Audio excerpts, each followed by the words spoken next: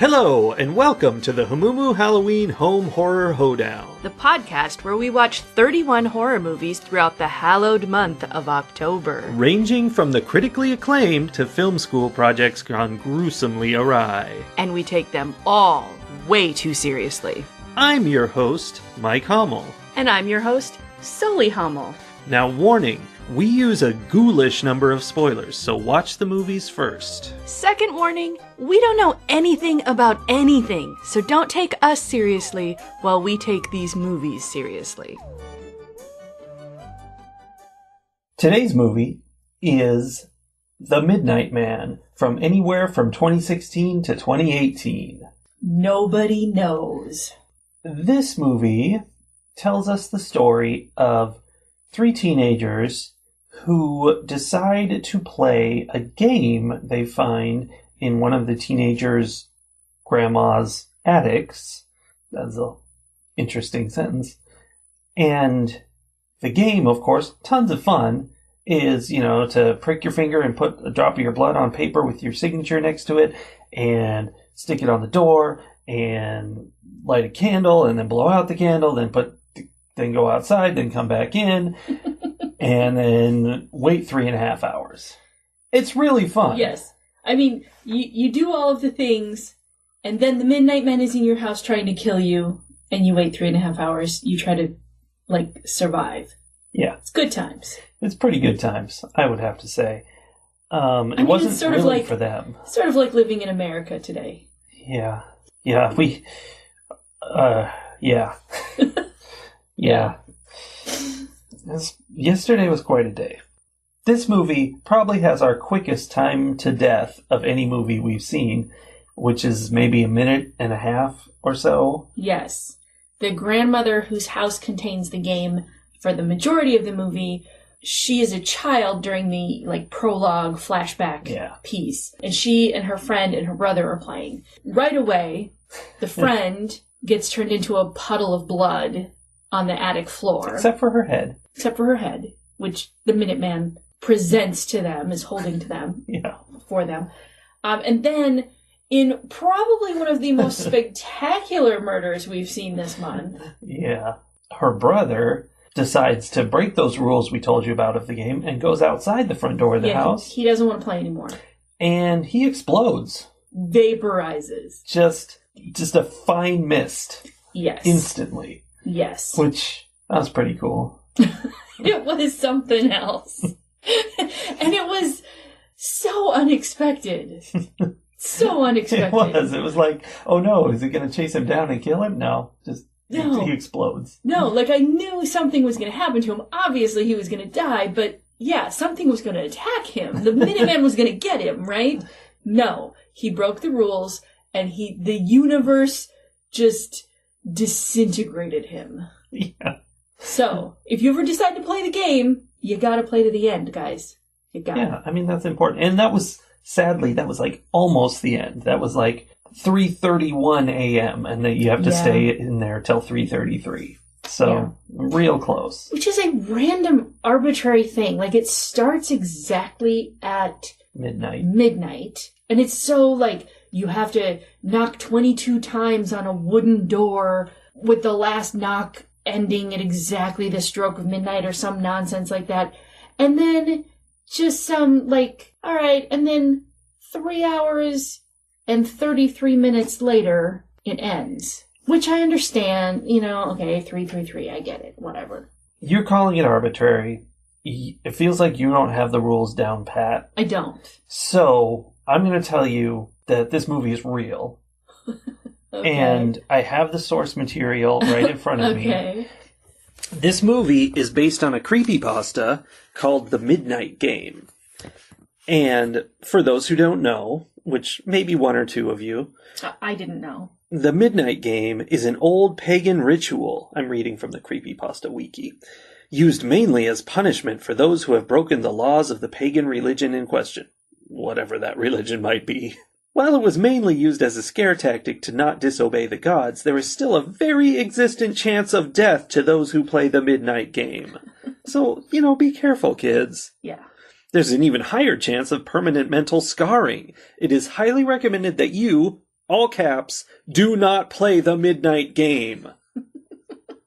However, for those few thrill seekers searching for a rush, or for those delving into obscure occult rituals, these are simple instructions on how to play. Do so at your own risk. And it goes on to detail it. It's starts at midnight, as you said. Candle, piece of paper, writing implement, matches or a lighter, salt, a wooden door, and at least 1 drop of your own blood. Ingredients. Yes. Everybody needs their own materials, apparently. I feel like they don't need their own paper and writing implements, but I feel like all the names were on a single piece of paper. Maybe that was movie magic, and in the real world you can't do that. Well, maybe they did that in the movie because if they had them follow the rules exactly, they would have actually been playing. That's true. Well, they probably weren't doing it at midnight, though. You don't know that? They were shooting day for night. I'm just making that up. It reminds me of like hot wiring a car. You know, movies and TV depict it incorrectly, specifically so they don't accidentally teach you. I feel like that's what we're dealing with here. Yeah, that makes sense. They're just trying to keep us safe. So anyway, unlike the people at posting this creepypasta who want you to do die. not care. They'd say they don't want you to play the game, but if they didn't want you to play the game, maybe they wouldn't put the rules up. I know. So yeah, you have to stay there till 3:33 a.m. You forgot one of the rules. I don't even know if it's a real rule. I haven't actually read these. The rules, I'm sure. But the important rule of don't stay in one place. Oh, which I'm so glad that you mentioned that, because that is a very important rule. It was actually discussed multiple times throughout the movie, all while they were actually breaking the rule. Like, they would stand in one place for 15 minutes talking about the game and about what was going on and whether they should be playing or not, and specifically telling each other that they had to keep moving while they were not moving. Like, oh my gosh, I was so frustrated. It's weird because it's such an arbitrary rule. I mean, for 1 second? It's for a minute? How long is too long in one place? What's the rule? Yeah, it's a very arbitrary rule, but I would think, like, they stood around for a very long time. Yeah. They stayed in the same room. Like, they just flat out stood in one place. Like, it even if the rule was, like, you can just be moving around in the same room. They weren't even doing that. Jumping jacks. Just pace around in circles, something. I don't know. Yeah. No, they were just standing around. Sitting around. Reminds me of what I think is probably the biggest problem with this movie. Okay. What's that? I guess it's really the main character who did this, but she had lots of help. Twice that I can think of, she would go out of the room. She who? Alex would leave the room she was in to go do something. In one case, it was to go get her grandma's vanity mirror. In another case, it was to save the life of the other girl by getting a new candle for her because her candle burned out and apparently was unlightable. Oh, yeah. So she would leave the room, and what would follow is the second time, 20 minutes of the movie she had a little romantic conversation with her boyfriend, or her wannabe boyfriend. She wound all the clocks on a massive wall full of clocks. Time. Yeah.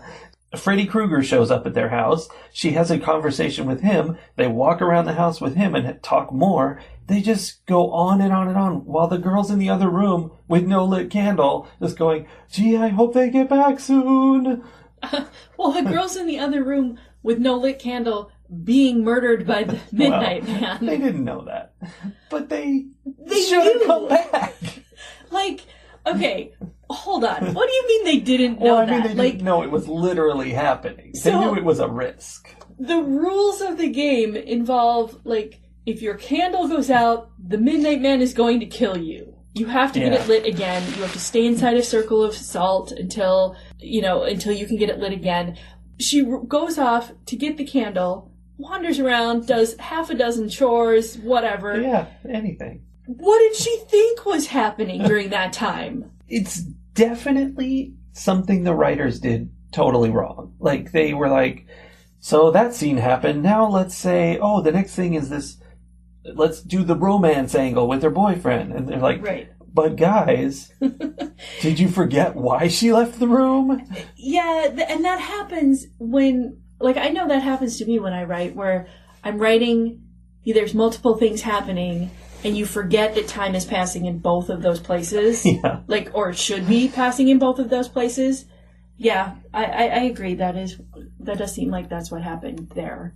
The other girl, Kelly, was actually very clever. Like, I mean, aside from the fact that she came in after the game had started and was like, obviously the only way I can help you is if I join the game. Yeah. There was zero evidence to that. And in fact, we know there was zero evidence to that, and it wasn't true at all because Freddy Krueger comes in later and helps them without joining the game. In fact, he's like, wait, there are 3 of you playing? Like, he was incredulous that this third person had done it. Yeah. And we should point out that Freddy Krueger is not a crazed serial killer with claws. He's just Robert Englund playing a part of a doctor. Right. Like he does in so many horror movies. Yeah, this is a classic. Yeah. Anyway, aside from that, like, lapse in judgment, she was actually very clever and way more clever than Alex or her boyfriend, whatever, Miles. Because she's in the Circle of Salt, the Minuteman, who is a flat-out cheater. Like, he just cheats. Like, there are rules, and he just cheats the rules. He does whatever he wants. Yeah, pretty much. So, Kelly, the Minuteman is cheating and trying to, like, break through her Circle of Salt, which he shouldn't be able to do because that's the whole point of the Circle of Salt is that it protects.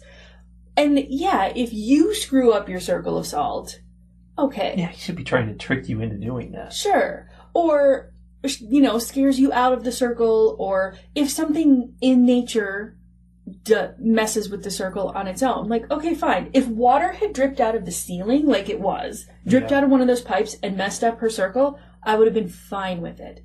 Yeah. But he's over there, like, tipping over buckets of water and, like, manipulating to try to destroy this circle. And it was cheating, and it was... And that bothers you. You don't think he should be a bad guy. No, I think he should be a bad guy, but I think if there are rules, and I feel like we've covered this multiple times this year, this is my overall 2020... That's why you're on the wrong side of 2020. Is that if you have established rules in your story, you have to follow those rules, or your story doesn't work. Yeah. So he's doing all this cheating, and she was actually doing a really good job of countering it. Like, he's, trying to pokes a hole in a bucket and sends some water her way, and she makes a dam out of the dirt from a flower pot and protects her salt. And, like, it was good. It was impressive. But it didn't matter because he could cheat as much as he wanted. I know. He ended up just throwing a bucket of water on her. I'm like, well, why do you even have the rules? Like, why are you even participating in this game if you're not interested in playing by any kind of rules?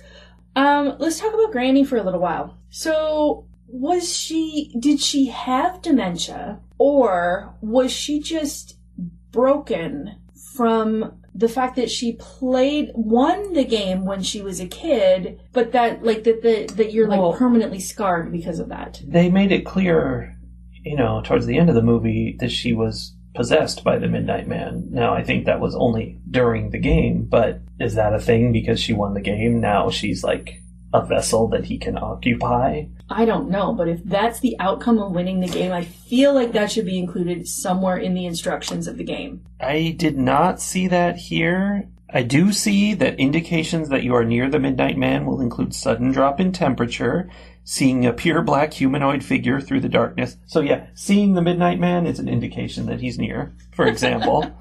Good to know. And hearing very soft whispering coming from an indiscernible source. Yeah. Yeah, I feel like, congratulations, you've won, I now get to possess you whenever I want, is, again, a sign of cheating. Well, that goes to one of my big problems with the whole premise of the movie, which is they found some rules, and they're like, let's play this game. There's no upside, is what gets me. Like, okay, so you do your knocking, and the Midnight Man is now in your house, and you have to survive him until 3:30. And then you've won? You feel good about yourself? Is it about pride? Like, what's the benefit? I think, well, I guess before I realized that you were possessed if you won. Well, yeah, we don't know if that's for real, but yeah. I mean, it definitely seemed like it. I felt like I would never have played this game, but there are definitely people who do things just for the sake of being able to say, I did that and I survived. I mean, I'm thinking about every person who's ever climbed, like, Mount Everest, you know? Like, yeah, it's a thing, but it feels more like, I don't know, buying a shark and bringing him into your swimming pool and jumping in, as opposed to going to the ocean and swimming in the sharks, somehow, to me. Yeah, I see that. Why would you put in all this effort to just get yourself killed? Yeah. I don't know, but I feel like there's definitely a personality type out there that would go for something like this. Like, that danger is a thing. Yeah. That, you know, in and of itself, it's the reward. I'm certainly not one of those people. No, I want there to be a cash prize. Make it worth my while. What cash prize would make it worth inviting the Midnight Man into the house? For me? Yeah. Nothing. It's not an issue for me. I don't want that. But I'm sure there are people who would, you know, if they made it $100, there are plenty of people who'd go for it. They made it 10,000, there are a lot more people who would go for it. So, yeah. Why not? I mean, he should offer. It's only polite. Yeah. I think if you're listening, you should leave a comment wherever you learned about this podcast and tell us what monetary amount would it take to get you to play this game that has no real reward. Except now it does. Except for money, I guess. But you still end up possessed by the Minuteman. And you have to survive for 3 hours and 33 minutes. I mean, if it includes that he's going to possess you for winning, then there's no way. That's ridiculous. Okay, fine. Take that out of there. If you don't end up possessed at the end, you just have to survive for 3 hours and 33 minutes following these bizarre rules while the Minuteman tries to murder you. Yeah. What monetary amount would make you play this game? I'm curious. And $0 is cool if you're the person who, sure, you know, wants the thrill. If you're like, heck, I've already played this game, let us know. I want to know. Yeah, and you're not coming over because you might be possessed.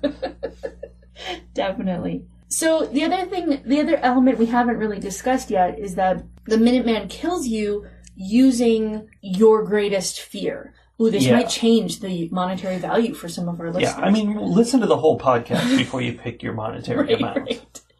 So, yeah, he can see your greatest fear, like, in you by, you know, like, getting close to you and, I don't know, sticking his claws in your head or something. Well, he got Kelly's from across the room, so he just... That's true. He just looks at you, I guess. Okay, so he figures it out, though, and then he uses that as the mode of killing you. Like, Alex's greatest fear was blood, so he, like, drowned her in a bathtub full of blood. And Kelly's favorite fear was rabbits. Well, no. Oh, there was some weird backstory there. There's an issue with Kelly. Yeah, okay. Because he could see that her greatest fear had to do with this rabbit, but it was a rabbit that was dead that apparently she had killed?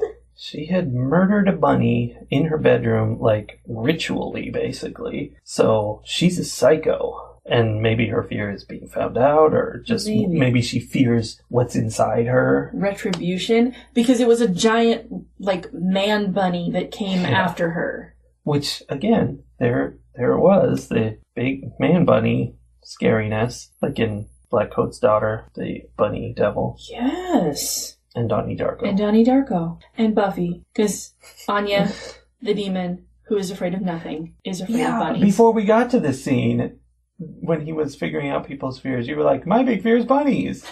Yes, I was trying to come up with, like, you know, I was doing, like, the Ray and Ghostbusters thing, where I'm like, I thought of the Stay Puft Marshmallow Man. And you see how that works out. Yeah, obviously I would not want my fear to be bunnies. That wasn't great. I'm not sure what they were trying to accomplish with Kelly and that little, like, weird thing about the bunny, because it would have been, like, if they had just made it bunnies, I would have been like, oh, she's afraid of bunnies. Some people are. Sure. And they made it weird and creepy and, you know, it would have made sense to me. But they had to, like, do this whole little subplot where Kelly is a rabbit murderer for some reason. Yeah. And I feel like they were trying to tie it back to really early on, when Alex asked Miles, is Kelly still in her goth phase? Yeah, Is she still completely. trying to be goth? And he's like, yes, well maybe, well not really. And I'm like, okay, first of all, what was that? Like, what did the writing of that accomplish? Yeah, I'm wondering now, because I had forgotten that, and it has no bearing on any part of the movie. And second of all, goth doesn't mean you murder bunnies. Like, that is not what the goth subculture is, like, defined by. I feel like that's what the writers thought it was. Right? It was weird. There was, like, a little sub-lesson in this movie. The entire lesson was, don't play this stupid game. Don't play this pagan game. Yes. And then the sub-lesson was, don't be goth. Like, being goth is bad because you murder bunnies. Like, I don't even know. It was weird. Subheading, bunnies are good. Bunnies are good. Yeah. It was weird. It was very weird. What you don't know, big surprise, but you should know because you saw this other movie. Yes. Is the movie The Butcher Possessions was also very creepypasta type based kind of thing. And it involved kids writing their names on a piece of paper and putting a drop of blood next to it in order to, in this case, beckon the butcher was what they were doing. Same exact thing. That one was a found footage movie. I checked. We both gave it 2 stars, so it's very good. Yes. And, this is very much the same. I feel like what that tells me is that the people who participate in this creepypasta subreddit thing are not necessarily that original. Yeah, I mean, it's very possible they're based on the same story, but yeah, I think there's a lot of overlap. Yeah. So the only final thing I want to mention is that it's super weird and creepy. I guess it ties into the idea that you're possessed by the Midnight Man if you win the game. Maybe so. That Grandma, multiple times between the time that she wins and the time that she, like, serves her granddaughter up on a platter to the Midnight Man, brings other people into the house with the intention of manipulating them into playing the game, including the main character, Alex's mother, who... It's Grandma's daughter. Right. So she brings her own daughter into the house, and this woman ends up hanging herself over the balcony of the stairs because of this game. Yeah, and Grandma was into it. She was like, yay, I'm glad she's dead. She was terrible. Yeah. Very strange. It was very strange. And I guess that was her deal. Which then makes me wonder, like, why was this granddaughter so willing to come and take care of her ailing grandma? Like, at first, like, the story-wise, what we're told is that Grandma has dementia, or we're led to believe that Grandma has dementia, and, because she is ailing, the granddaughter has come to help her. But by the end, it's pretty clear that Grandma's been terrible her whole life. It seems that way, yeah. Maybe she was possessed in those other instances as well. Maybe. I don't know. Ratings! Well, here's the deal with this movie. It didn't make any sense. It was ridiculous. They showed the monster 100 times too much. He was just, like, there. As soon as he appeared, he's just walking around, basically like Freddy, really. Except for Freddy, there's a purpose. He's, charismatic and goofy, and we're entertained by that. This guy was just like, blah, blah, blah.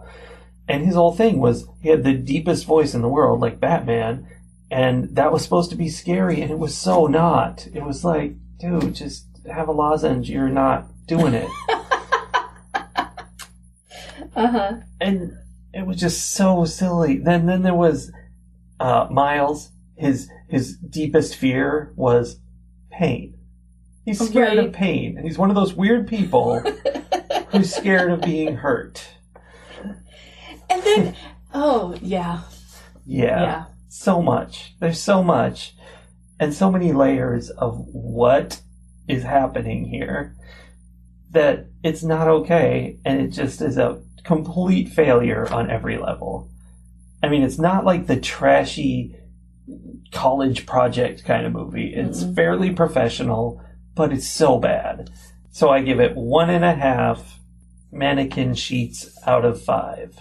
Okay. I cannot argue with any of the things that you just said. It felt sloppy. It felt careless. Especially the writing. Yeah, I don't really have a problem with the production values of the movie or the acting or, I don't think there was anything spectacular about it, but there wasn't anything, it wasn't bad enough that I was distracted from the story to make fun of the acting or anything like that. I was just distracted from the story because of how terrible the story was. It was so bad. It was just not, it didn't feel like there was a lot of thought put into it. Yeah. And it didn't feel like anybody cared whether it made sense. Which, okay, it came from a Reddit post. Like, I get it, but also I feel like there are artists out there that if you gave them this same Reddit post, they would come up with something really creepy. Well, I mean, yeah, you know what I would like? Do. I would like to see Jordan Peele make a movie based on this Reddit post. Sounds good to me. Yeah. Yeah. Because he would do something terrifying. I'm sure. My last complaint about the movie is that there was no real resolution. And I get sometimes horror movies are like that, but they have to give you some sense of resolution and then take it away from you. That's what I think makes it a story. Yeah, we didn't talk about the finale.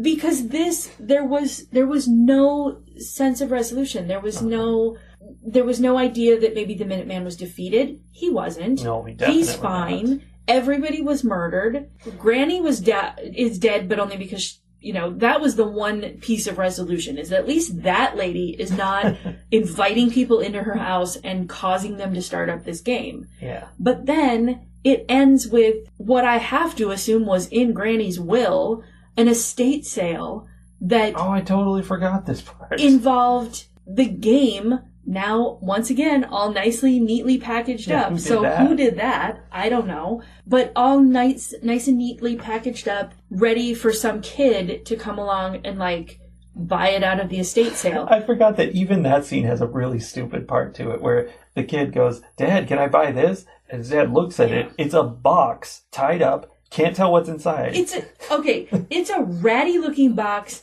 tied up in, chaotic, Black Widow spider style, tied up, not a nice, neat, it's a mess. Both directions kind of bow. It's, haphazardly tied. Mm-hmm. And he's doesn't seem like it's dangerous. Okay. Yeah, specifically, I wrote it down because it bothered me so much. He says, "Well, that looks harmless."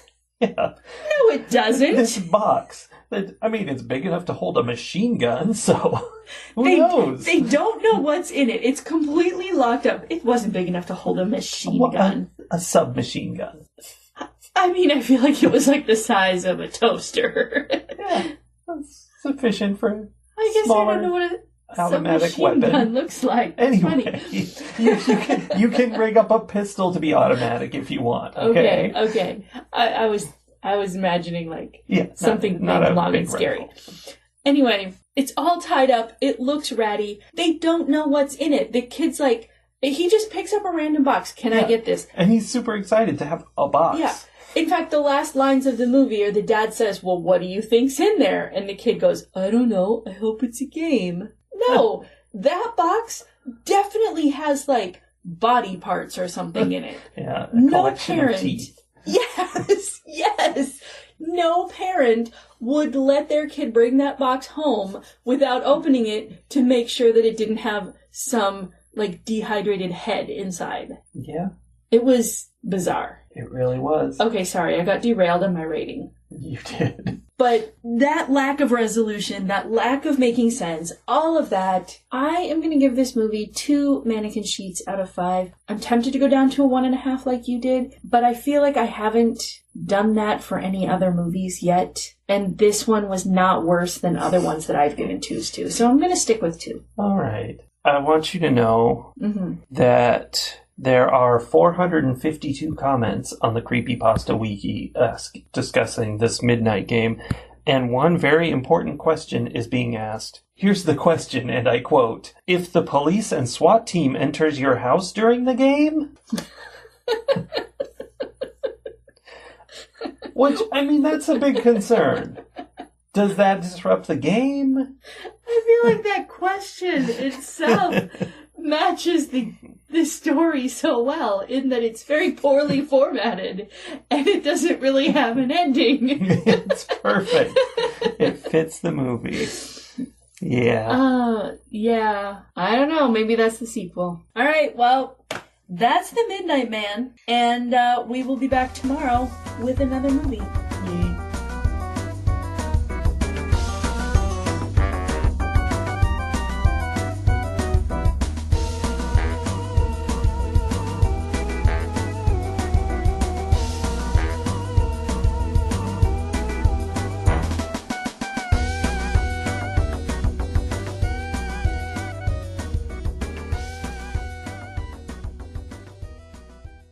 Words are tumbling out of my mouth like bees. Do bees tumble? What's happening right now? You're more concerned about whether they tumble than why they're coming out of my mouth.